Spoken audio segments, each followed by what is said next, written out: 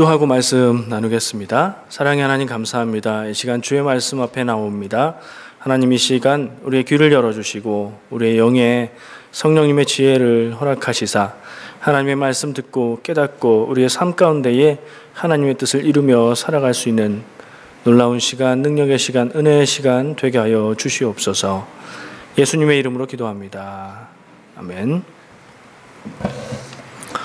오늘 얘기할 건 천국 얘기하려고 해요.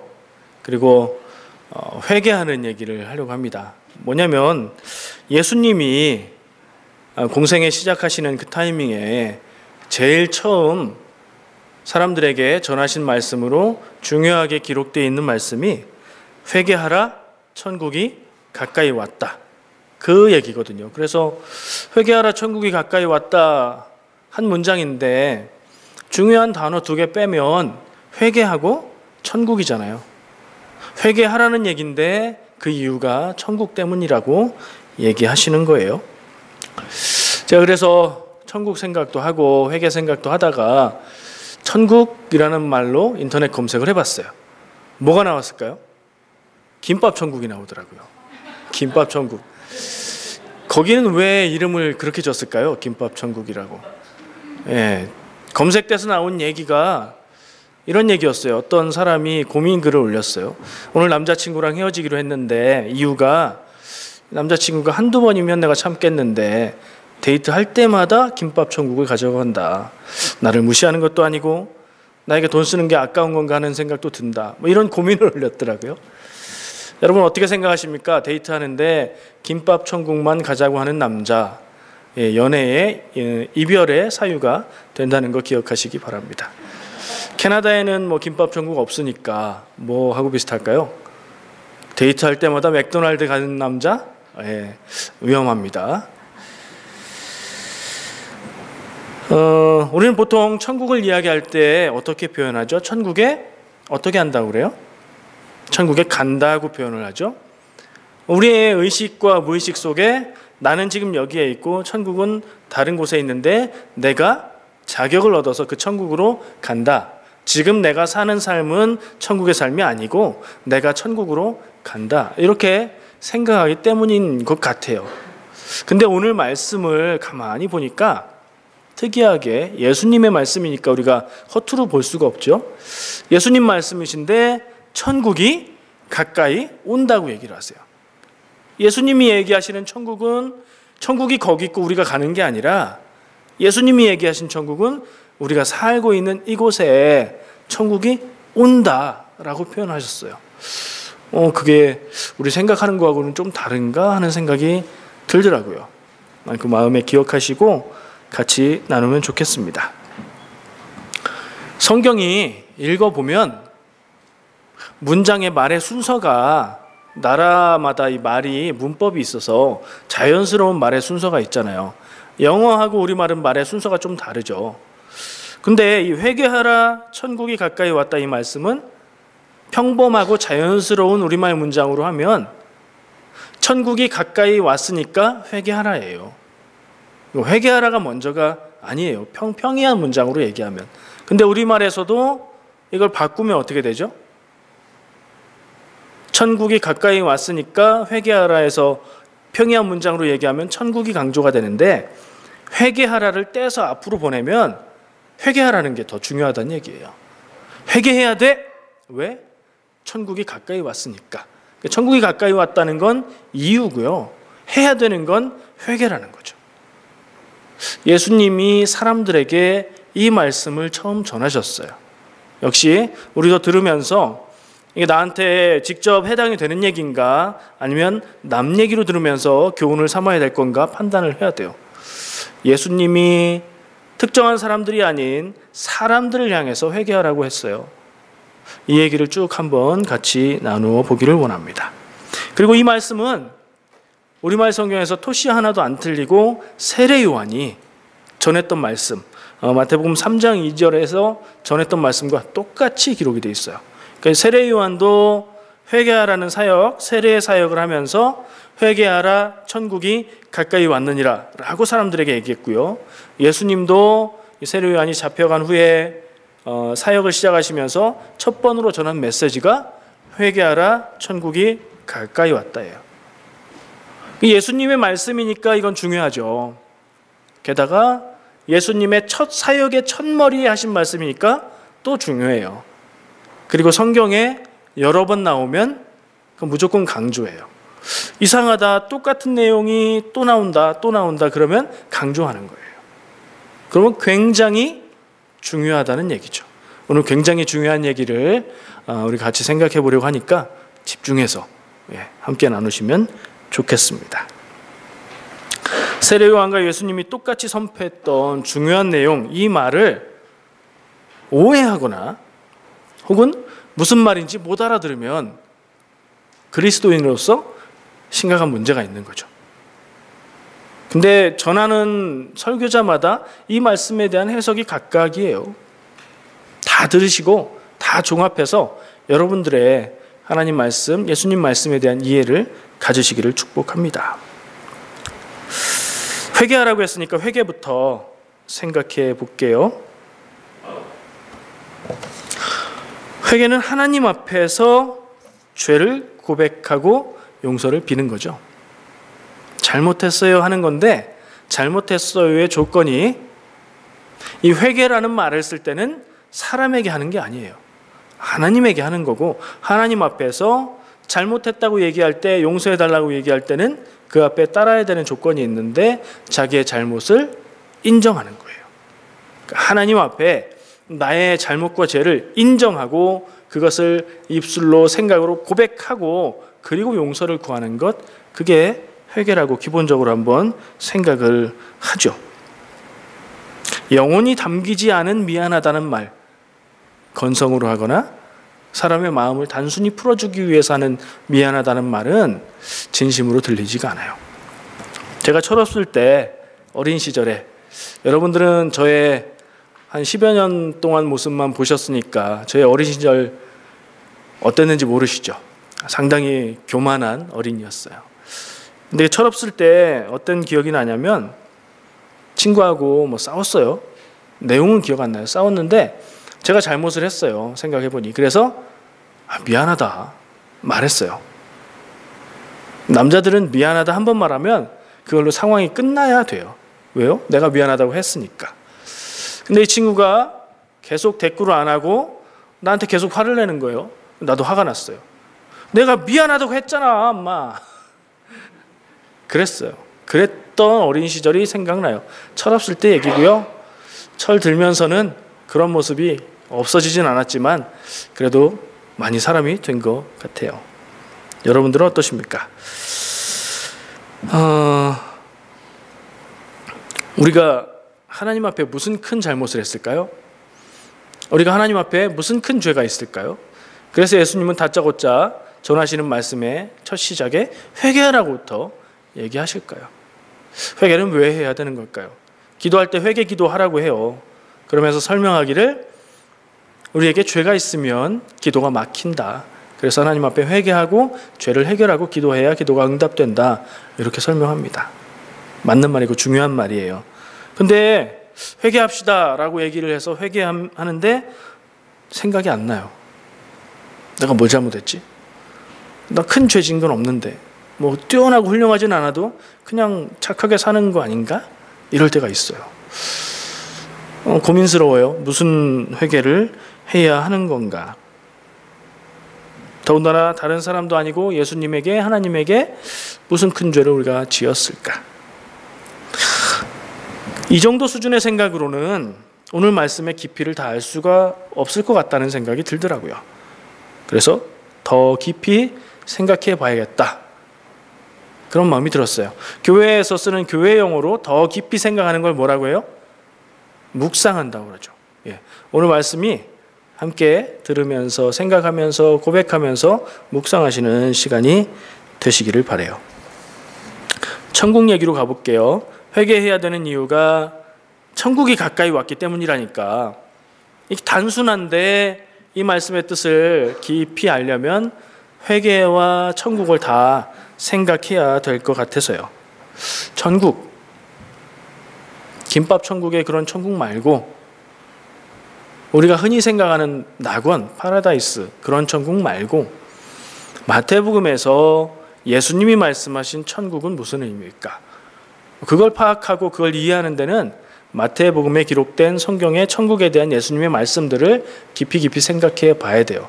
그리고 빼놓아야 될 게 또 하나 있는데, 천국 하면은 우리의 생각 속에 떠오르는 내가 가지고 있는 선입견, 나의 문화 때문에 가지고 있는 천국이라는 생각을 좀 내려놔야 돼요.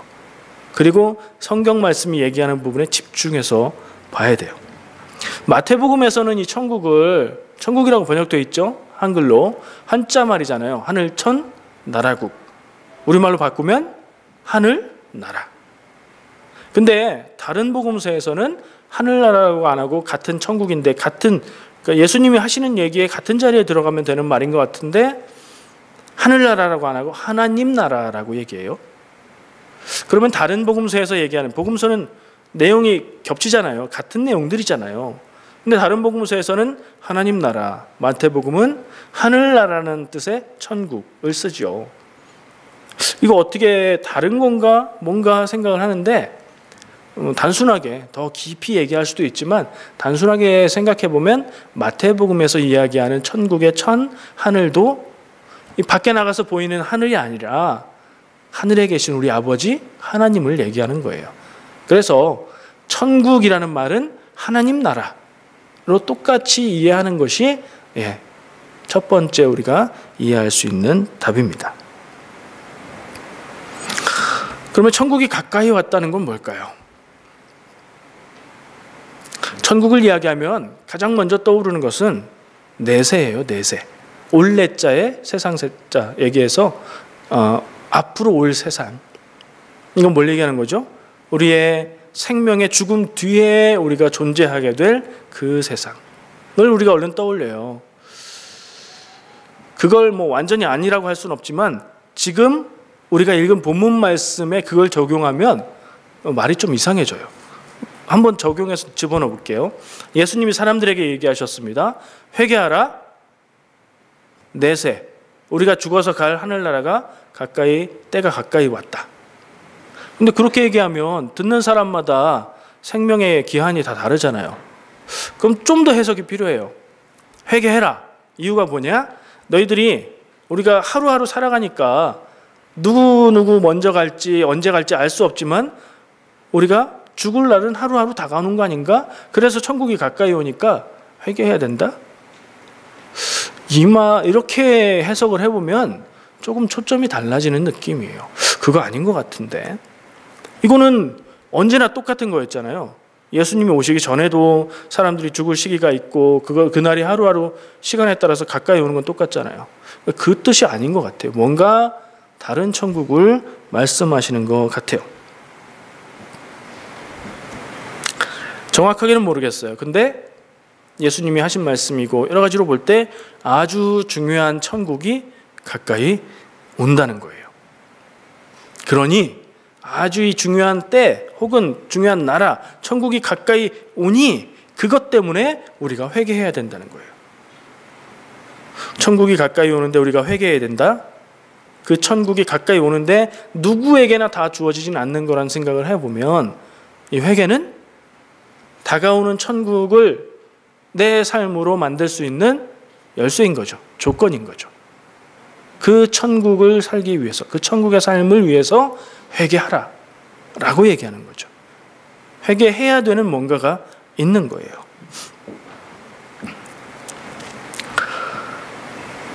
예수님이 이 말씀을 하실 당시는 공생애, 사람들을 위해서 공공적으로 30세 이전까지는 한 가정의 가장으로 사셨는데 30세가 되시면서 공생애를 시작하셨어요. 사람들을 위한 삶을 시작하셨는데 그 초두에, 그 말미에 시작하시면서 전하시는 메시지예요. 그러니까 천국이 가까이 왔다라는 말의 시점은 가깝지만 아직은 미래인 것 같아요. 이해하기로는.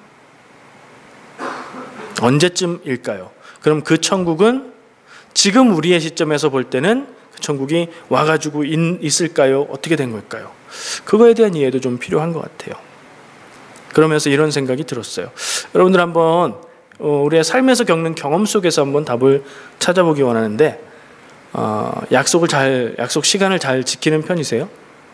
약속하면 지켜야 되잖아요. 약속해놓고 안 가거나 약속해놓고 늦으면 상대는 그만큼 기다려야 되잖아요. 그래서 저는 약속하면 시간을 지키는 게 중요하다고 생각을 해요. 근데 가보면 늦을 때가 많아요.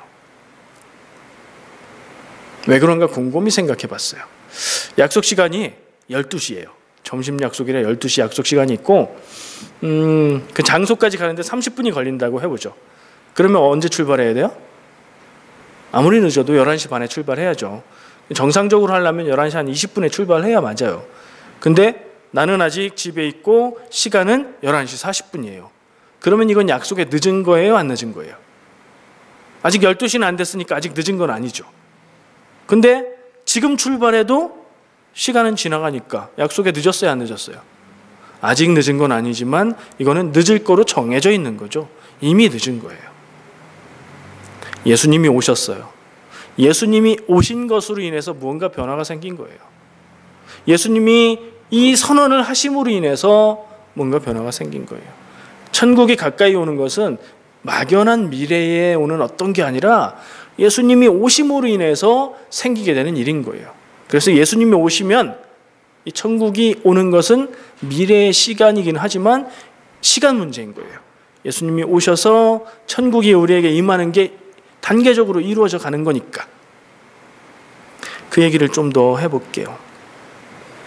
실마리라는 말 아시죠? 실마리. 제가 이 말을 찾느라고 고민을 좀 했어요. 처음엔 힌트 생각했어요. 힌트. 영어에서 힌트라고 하는지 모르겠어요. 우리말에서 영어 단어를 갖다가 쓰죠. 뭔가 모르는 거 있는데 좀 알려줘 그럴 때 힌트 주세요 그러잖아요. 그 말이 좀 어색해서 찾아봤어요. 생각해봤어요. 실마리. 실마리는 뭐예요? 실이 감겨 있거나 엉켜 있을 때, 헝클어져 있을 때 그걸 풀 수 있는 실의 끝 머리. 그거 찾으면 풀 수 있잖아요. 그걸 한번 생각해 봤어요. 예수님의 이 중요한 말씀을 알아듣는데 어떤 실마리를 좀 찾아야 되겠다. 그런 생각을 했죠. 그러면서 이런저런 생각을 해봤는데 하나 딱 떠오르는 게 있었어요. 지난주에 제가 얘기했던 것 같은데 예수님이 오실 시대에, 구약 시대부터 해서 예수님이 오실 그 시대에 이스라엘 사람들이 기다리던 게 있었어요. 뭐였죠? 천국 기다렸나요? 사람들이? 아니요, 메시아를 기다렸어요. 자기들을 고통스럽고 괴롭고 하여튼 답답하고 못 살겠는 그 삶에서 구해줄 메시아를 기다렸어요. 예수님은 오늘 천국이 온다고 얘기하시는데 사람들은 메시아를 기다렸어요. 정작 사람들이 기다린 건 메시아고 천국은 아니었어요. 그런데 그 사람들을 향해서 예수님이 천국이 가까이 온다. 그러니 회개해라. 라고 얘기를 하시는 거예요. 이게 조금 엇나간 것 같지만 이 관계가 있는 거라서 중요한 실마리가 된다는 생각이 들었어요. 이스라엘 사람들은 괴로웠어요. 왜냐하면 이스라엘이 하나님의 백성인데 자기들의 주권 하에서 하나님께 예배하고 제물 드리고 그 신앙생활을 하고 그게 자유롭지 않고 뭔가 제한이 많고 속박이 많았어요. 왜요? 이스라엘이 독립된 국가를 유지할 수 있는 상황이 아니어서 로마 치하에 있기 때문에 많은 부분의 자치를 인정해 줬어요. 이 이스라엘은 로마 당시에는 다른 나라에 비해서도 자치권을 많이 인정받은 편이었대요. 그럼에도 불구하고 유대인들은 계속해서 독립하기를 원했고 막 무력으로 저항하기도 했고 그랬어요. 기다렸죠. 메시아를. 어떤 메시아요?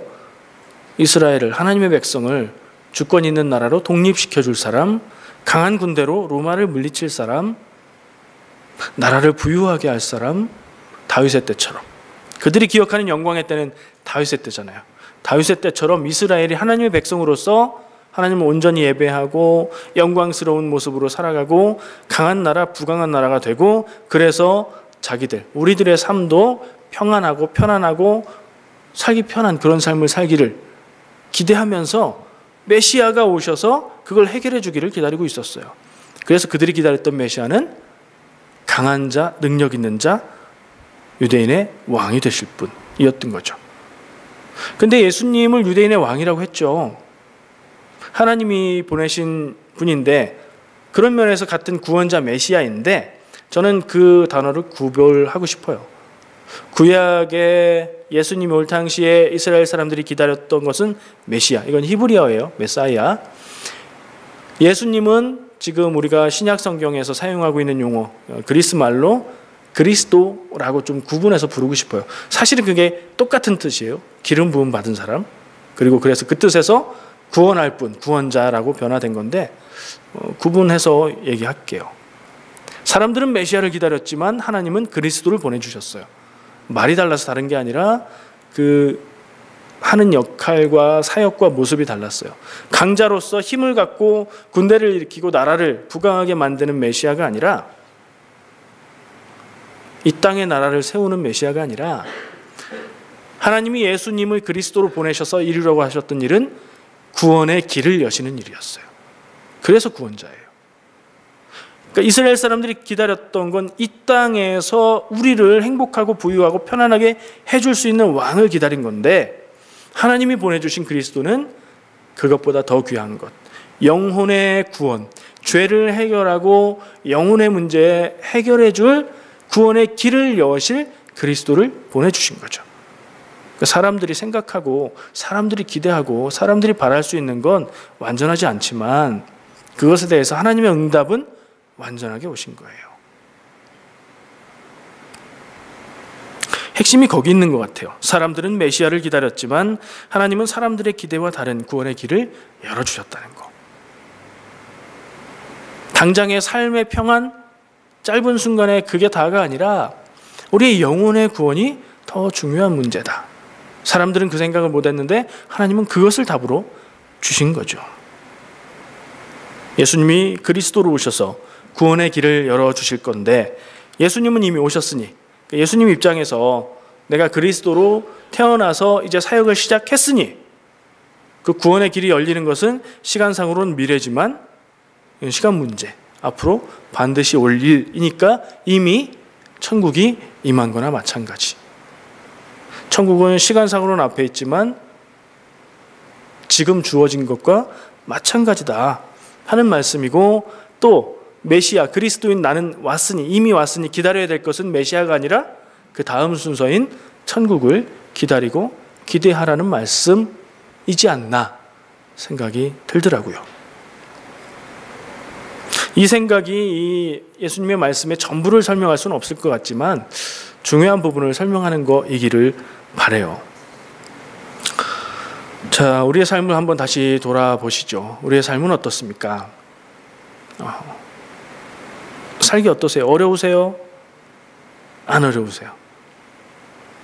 힘들어요? 안 힘들어요? 즐겁고 행복하고 감사할 때도 있죠. 그거 없으면 어떻게 살아요? 근데 평균 내보면 어때요? 좀 힘들 때가 더 많은 것 같지 않으세요? 제가 좀 전에 이런 말을 사용했어요. 어려우세요? 물었죠. 그리고 힘드세요? 물었어요. 우리말에서 어렵다와 힘들다가 비슷해요. 말이 거의 같아요. 다르지 않은 것 같아요. 근데 어려워, 힘들어, 이 말을 생각하다 보니까 조금 다른 점을 저는 느꼈어요. 어렵다는 영어 단어로 바꿔서 얘기해 보면, 이건 그냥 제 해석이에요. 어렵다는 hard한 거예요. difficult한 거예요. 무슨 말인지 아시겠죠? 문제가 있으면 그 문제가 어려운 문제라는 뜻이에요. 근데 힘든 건 문제에 대한 얘기가 아니라 마음에 대한 얘기 같아요. 힘들어는 내가 괴롭다는 얘기 같아요. 영어 단어로 바꾸면 뭐예요? painful 아니면 뭐 suffering 이런 거? 마음이 편치 않고 괴롭고 무겁고 스트레스 받고 슬프고 힘들다, 그런 말처럼 저는 느껴졌어요. 그런 생각을 하시면서 여러분의 삶은 어려우십니까? 어렵지 않으십니까? 삶의 무게에 관한 얘기예요. 살아가면서 내가 만나야 되는 일들, 내가 헤쳐나가야 되는 일들, 내가 해결해야 되는 일들, 어려워요? 안 어려워요? 어려운 사람도 있고 안 어려운 사람도 있겠죠. 근데 대체로 다 어렵다고 할 것 같아요. 근데 제가 조금 전에 이렇게 나름대로 구분해 본 그 뜻을 가지고 생각해 보면 어렵기는 어려운데 힘들지는 않을 수도 있죠. 그러니까 어려운 일을 해도 마음이 힘들지 않을 수 있어요. 기쁜 마음, 즐거운 마음으로 하면. 근데 어려운데 힘들기까지 할 수도 있죠. 그러면 참 괴로울 것 같아요.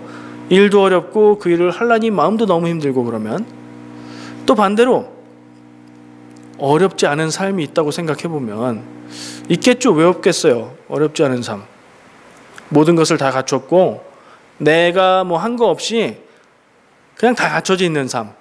첫 번째, 지금 현대 세상에서는 조건이 뭐예요? 부자. 첫 번째 조건도 부자, 두 번째 조건도 부자인 것 같아요. 물질적인 부족함이 없는 부자여서 인생이 어렵지 않아요.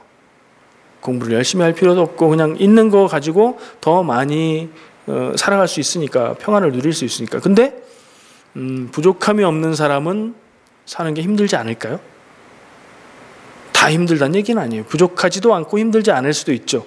극히 소수겠지만. 근데 부족하지는 않은데 마음이 불편하고 힘든 인생도 있을 수 있겠죠.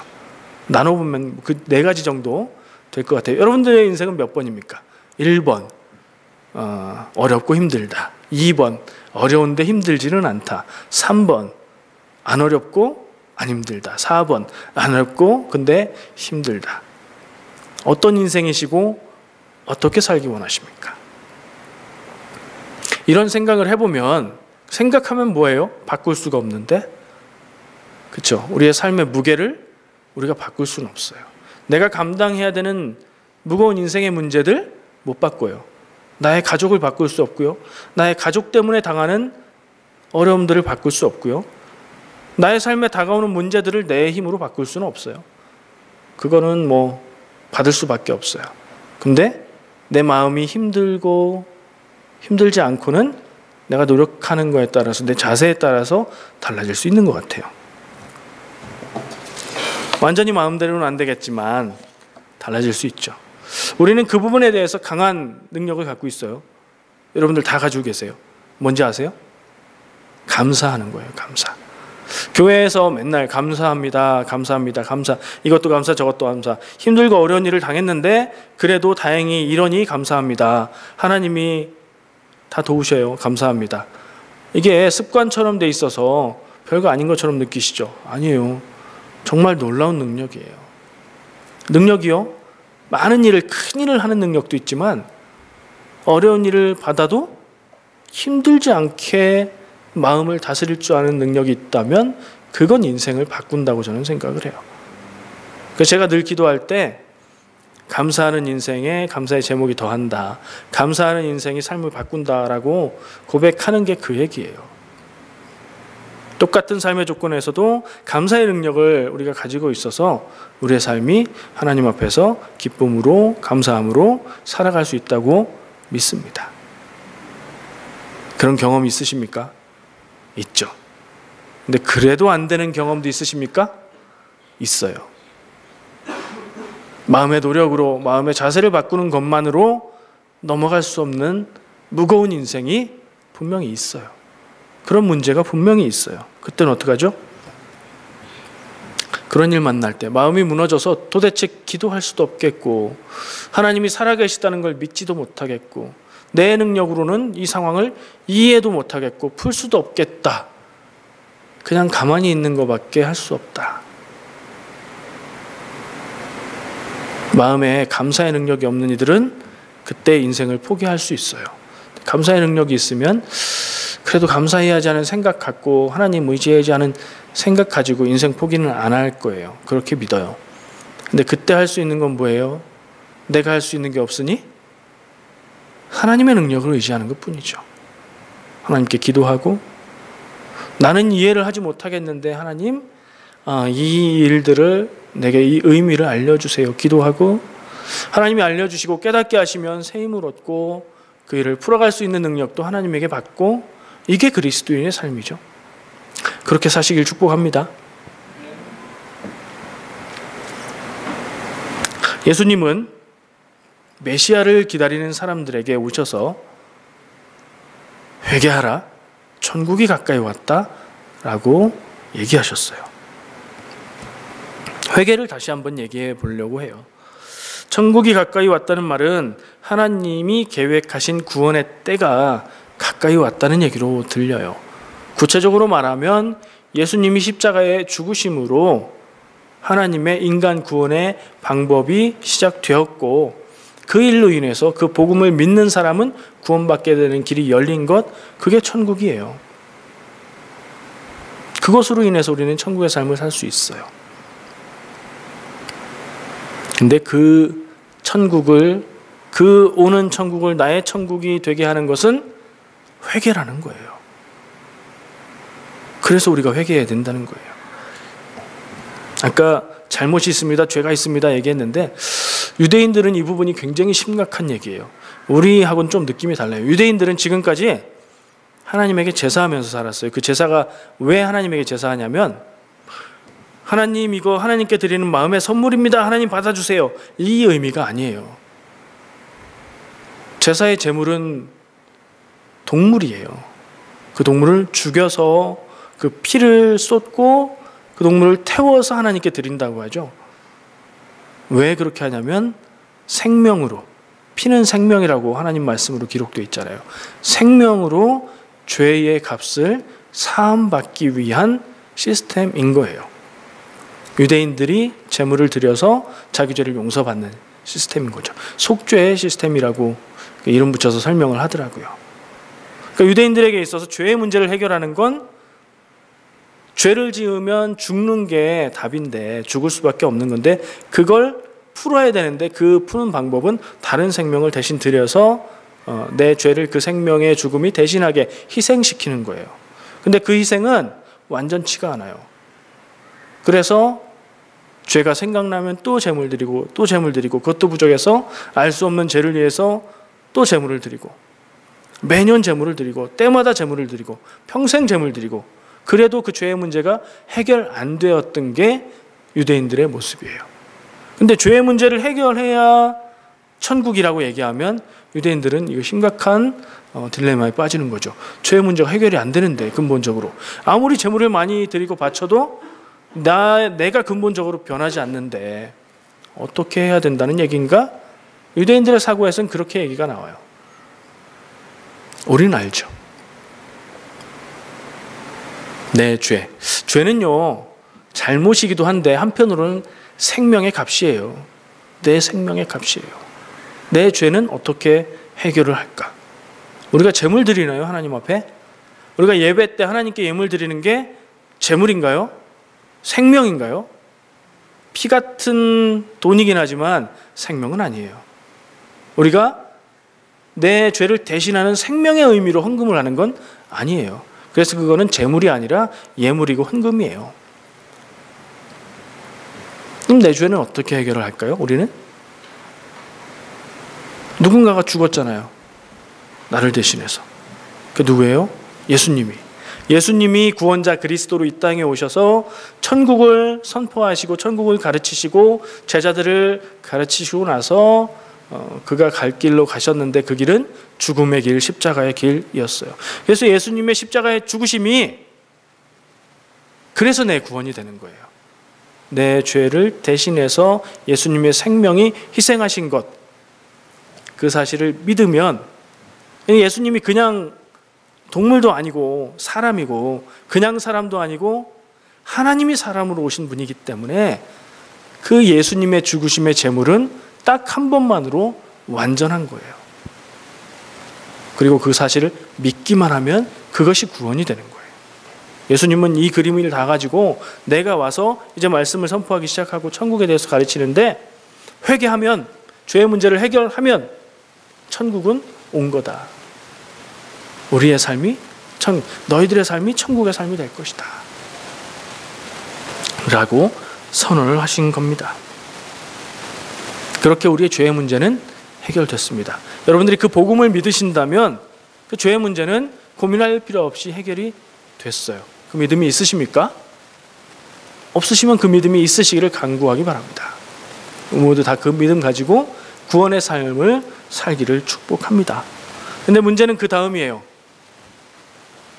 예수님의 복음을 듣고 믿고 알고 깨달아서 막 열렬히 믿고 다른 사람들에게 막 전하고 그러면 바로 그때 딱 합격하면 곧바로 천국행 그러면 좋은데 인생을 계속 살아야 돼요. 그 뒤에도. 그죠?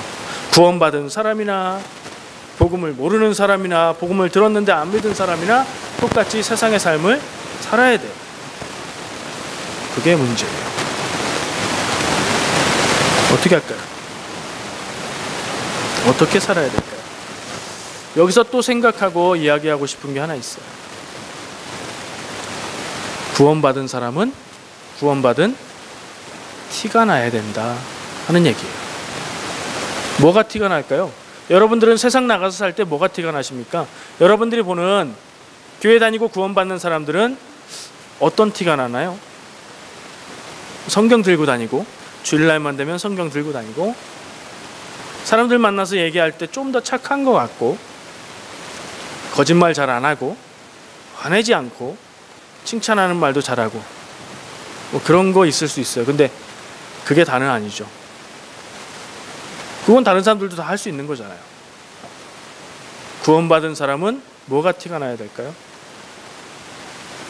구원받은 티는 뭐로 나야 될까요?